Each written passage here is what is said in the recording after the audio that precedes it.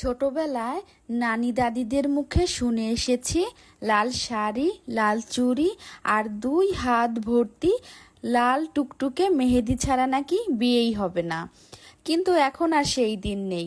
লালের পাশাপাশি সকল রঙের শাড়ি গায়ে জড়িয়ে নিচ্ছে আমার ব্রাইডরা। হ্যালো, আসসালামু আলাইকুম। মেকওভার মেলোডি থেকে আমি মনিরা মাজিদ বলছি।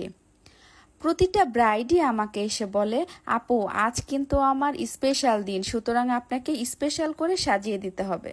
কিন্তু মেকওভার থেকেও হেয়ার সার্ভিসের প্রতি কেউ এত যত্নশীল হতে পারে তার প্রমাণ আমার আজকের এই ভিডিওতে যাকে দেখতে পাচ্ছেন সে কিন্তু একজন ব্রাইড।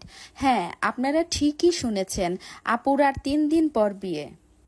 আর আজ এই আপু আমাকে এসে বলছে তার অনেক দিনের ইচ্ছে হেয়ার স্ট্রেটিং করবে আমার কাছে। তখন আমি তাকে বললাম, ঠিক আছে, কিন্তু 3 দিন পর যেহেতু বিয়ে, আপনার তাহলে বিয়ের কিছুদিন আগে অথবা কিছুদিন পরে সার্ভিসটি নিলে ভালো হতো।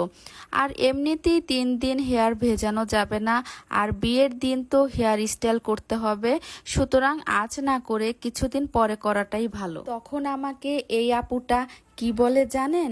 সে আমাকে বলে, বিয়ের দিনের মেকওভার নিয়ে আমার তেমন কোনো ইচ্ছা নাই, আর হেয়ার স্টাইলও আমি করতে চাচ্ছি না।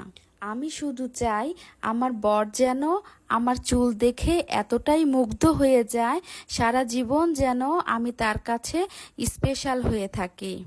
আমি আপুর এই কথাগুলো শুনে রীতিমতো অবাক হয়ে যাই। আর আমি মনে মনে বললাম, আপনাদের সবাইকে স্পেশাল করে সার্ভিস দিয়ে স্পেশাল করে তোলার উদ্দেশ্যেই আমার এই পথ চলা। আসলে সবার জীবনেই স্বপ্ন থাকে, আর স্বপ্ন নিয়েই আমাদের চলতে হয়। আর আপনাদের এই রূপের সৌন্দর্যের স্বপ্নকে বাস্তবে রূপ দেওয়ার জন্যই আমরা কেউ মেকআপ আর্টিস্ট আর কেউ হেয়ার আর্টিস্ট হয়ে নিজেকে তৈরি করে থাকি। সার্ভিসের শেষ পর্যায়ে আপুকে বললাম, আমাদের সার্ভিস পেয়ে আপনার কেমন লাগছে? সে আমাকে এক কথায় উত্তর দিল, আপু আমার স্বপ্ন পূরণ হতে যাচ্ছে। শুধু আপুর মুখের কথা না, আপুর মুখ দেখেও বোঝা যাচ্ছে আপু আসলে কতটা খুশি হয়েছে। আর হ্যাঁ, অবশ্যই আপুর মতো আপনাদের স্বপ্নকে বাস্তবে রূপ দিতে হলে এক্ষুনি বুকিং দিয়ে ফেলুন আমাদের পেজে। ও হ্যাঁ, আর একটি কথা, সার্ভিসের পর থেকে আপু কিন্তু আপুর চুলে আমাদেরকে হাত দিতে দিচ্ছিল না। যতক্ষণই সে আমাদের সেলুনে ছিল, শুধু নিজের চুল নিজে ধরেই যাচ্ছিল, দেখেই যাচ্ছিল আর দেখেই যাচ্ছিল। আবারও কথা হবে নতুন কোনো স্বপ্ন পূরণের গল্প নিয়ে। সবাই ভালো থাকবেন। আল্লাহ হাফেজ।